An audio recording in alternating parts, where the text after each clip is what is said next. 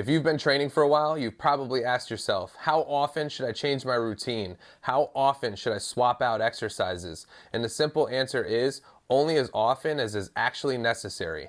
In terms of hypertrophy or strength training, the best way to get results is to do something over and over and over again without changing the pattern too much, because the body's an adaptation machine. If you tell it to do the same thing week after week, eventually it will get the message and it will try to shift and make a change. But if you change the message too often, it won't really understand what it's trying to accomplish, therefore not accomplishing much. So in terms of swapping out exercises, before I ever completely scrap or get rid of an exercise, I will try my best to swap the order out to make it work. In the context of my biceps training, I had run into an issue with preacher curls giving me a little bit of elbow tendinopathy and ruining the rest of my biceps training. So for 7 weeks, I was doing preacher curls, followed by easy bar curls, followed by cable hammer curls. And on my 5th week, I started to experience a little discomfort in my left elbow. I verified on the 6th week and 7th week that it was an actual problem, because sometimes you will have 1 week where something's just off and something hurts for no good reason. But after 3 weeks of having this issue, I did have a problem that I wanted to resolve. However, I wanted to keep preacher curls in my rotation if I could. So I put cable hammer curls in the forefront of the exercise list, and my elbow pain was gone. I did no longer experience the elbow discomfort I was experiencing, and for 6 weeks now, I've been going strong without this problem. Now, why did this work? Exercises like preacher curls are a high risk, high reward exercise. They're great for bodybuilding or just general biceps development, but they put a lot of strain on the muscle and the joint. So if you've been doing them for a long enough period of time, you might accumulate overuse, which some people are more prone to than others. I find that my body is definitely more prone to overuse than a lot of people I've trained, but you try to just resolve it with the best things that you can do. And in this instance, putting the cable hammer curls before the preacher curls pre-fatigued the muscle enough so that the absolute load was a little lower, so the joint stress was lower. And it also got a lot of blood flowing in the general area from the exercise prior to it, so that it was a little bit more ready to train. You know, it was a little bit more joint friendly, if you will, because there's already a bunch of blood pooling in my elbow between the biceps, brachialis, and everything like that. So by the time I got to preacher curls, it's all warmed up and ready to go. And what would you have it? Like I said, I've been good for 6 weeks now. But if I was to run into this issue again, I would likely just put preacher curls then at the last exercise slot on my bicep day. So I would have cable hammers, easy curl, and then preacher curl. Putting it later in the session is going to, again, pre-fatigue it more, make me use a lighter load, and also get a lot more blood to that area to hopefully mitigate the problem. But that might not always be the case. You might run into an overuse issue that is nagging and persistent, and at that point, it makes more sense to actually just say, all right, listen, I'm going to take a hiatus from preacher curls from now. I'll come back to them in, I don't know, 3 months, let's say.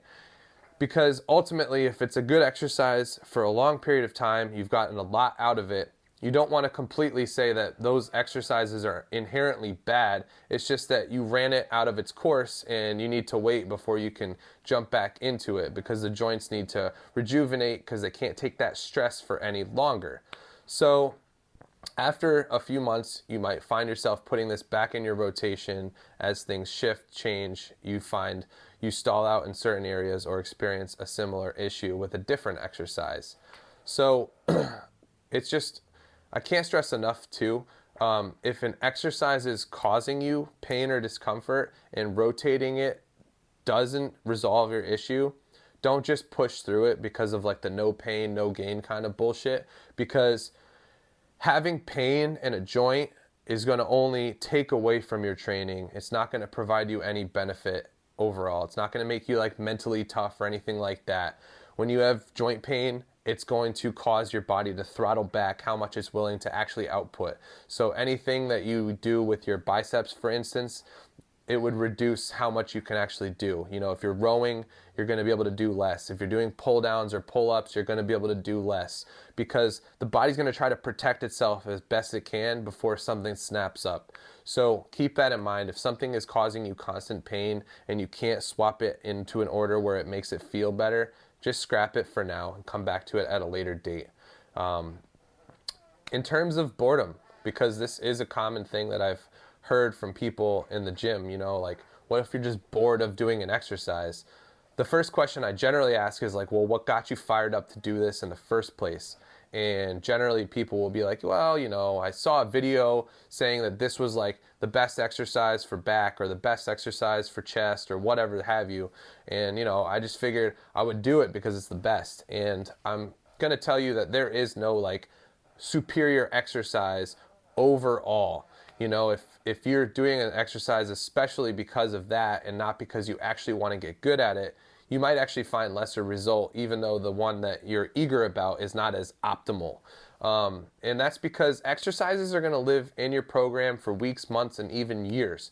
So you want to make sure there's something you're ambitious about, you have goals set ahead of you in order to achieve, and it makes it so that you're looking forward to doing them rather than dreading them.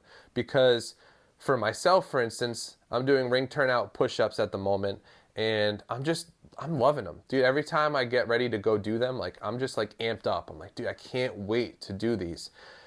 But, you know, you have people that are like, oh man, you know, I got to do squats. Like, I fucking hate them. You know, if you really do hate them, but doing a hack squat feels better for you, or doing a leg press is something that you look forward to more, you might actually get more out of that exercise because you're not dreading the exercise and bringing a bunch of negative mindset shifts into your head about how horrible you're going to do with this. Instead, you want to put yourself in a position where you're like, oh dude, I can't wait. Like, I got 2 sets of 15 and like one set of 13 on my leg presses last time. Dude, I can't wait till I can crush all 15 so I can bump the weight up. You know, that's the excitement you want to bring into it. So in terms of rotating exercises out for boredom, before you put an exercise in your program, make sure that it's something that's conducive towards your end result, but also something that's going to be something you can actually get behind and look forward to doing, because that's going to definitely make or break how well you do long term with it. Because you're going to find exercises that are forever exercises, and they just like feel good on the joints. They give you a great pump. You always feel the target muscle, and you just look forward to doing them all the time. And when it comes to doing exercises like that, I often ask why you would want to swap something like that out. Because if it's not broke, you know, why fix it? Because there's nothing to fix, right? So a couple of questions you might want to ask yourself before you completely scrap an exercise that's working great for you is, are you still progressing in it? Whether it's reps, weight, sets, whatever may have you. Are you without joint discomfort or pain? Do you still get a good pump from it every time, or every other time at least? And do you still find yourself eager to get better at this lift? And if you answer yes to all of these questions, why get rid of this exercise? Just for the sake of novelty? Novelty will kill your progression if it takes a really great forever exercise out of your rotation. Let's say you love barbell benching and that's just what you want to fucking do. You know, you could do this exercise for literally 3, 4, 5 years straight, and as long as you have no problems with it and you continuously progress with it over a long period of time, then so be it. Keep it in your program, keep progressing with it, and have fun with it. Because that's going to be a thrill to see how far you can come over that long of a span of time. And once you have a program, make sure that you're careful when you're making changes. You want to make sure that you can easily identify why you're changing something out, why you're putting something in or taking something out. You should be able to objectively state why you're doing this, rather than just saying because, you know, and because just because is not a good enough answer for your overall conquest to get bigger and stronger.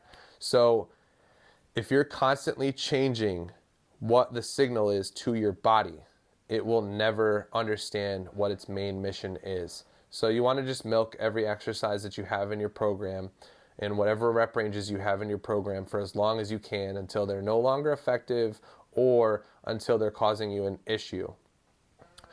Now, in terms of adding or subtracting exercises, again, you want to make sure that you're putting them in there for a reason. Like if you're going to sub out barbell bench for dumbbell bench, for instance, like why do you want to do that? You might have like a left to right imbalance. So you might want to do dumbbells so you can try to even out that imbalance. Totally plausible. Uh, Maybe your shoulders just feel shitty under the barbell after 12 weeks of doing barbell bench, and you want the change on how the shoulders are moving when you're doing your flat press. Totally reasonable. Maybe the converging of the dumbbells just feels natural to you, and being stuck in that fixed plane with the barbell feels unnatural. Completely understandable. Or maybe you just want to completely like reduce the amount of overall load that you're putting on your connective tissue and your muscles, but you want to have the same general intensity of the bench. By going from barbell to dumbbells, you're definitely going to have to reduce the load by at least 20% in order to get the same intensity of pressing, just because of the instability of the dumbbells. So these are all great reasons to change things up. It's just, again, like before you change something up, make sure you know why you're doing that. So when it comes to keeping things in the program for a long period of time, what do you do to make it feel fun? You know what I mean? Because it can feel redundant sometimes to do the same thing over and over and over again. And for me, especially for my upper body days, I have A days and I have B days, which are compiled of completely different exercises. I do legs 1 day a week, and then I do a modified push-pull split. So I do biceps, chest, and shoulders, and then I do triceps, back, and abs. And I have an A day and a B day of each of those so that it keeps it fresh and exciting. So for my biceps on my A day, I do cable-supported hammers, preachers, and then bicep blaster easy curls. On my B day, I'll do cable-supported regular curls, incline bench dumbbell spider curls, and then dumbbell preacher curls. Having that variation like that makes it just feel like they're completely different days, although you are working on the same general concept, the same general mission. By having those 2 different days, it just, like I said, it freshens things up. It makes it feel a little bit different so that when you finish A day, you're excited for B day, and so on and so forth. So that is one thing that I do, especially when I'm in a phase like this where I'm more than content with where my legs are. I really want to bump up my upper body a lot. So having that variability for the 2 days of the week that I'm training the same muscle groups, it just makes it more enjoyable in the long term. But that's that. I mean, it's a simple process. It's just a matter of not over complicating the process. Like I said, only if you're going to swap an exercise out, I beg you, try to swap out the order of it, because it might just make it feel new and fresh for you. It might take the joint stress that you have off you so you can milk that exercise out for longer. But again, if you run into overuse issues and you have pain and discomfort, especially week after week, it definitely is time to swap it out, get a new exercise in your rotation. And in terms of keeping things feeling fresh for the long term, have days where you do completely different things. Maybe one day is a machine day and one day is a barbell day. Try to do things like that. Set it up now so that it's more of a longevity thing. You can have it going on for longer, so you can milk out as much as you can from each exercise for as long as possible. So that's that. If you have anything to say, any questions or anything like that, put it down in the comments, and I'll catch you in the next one.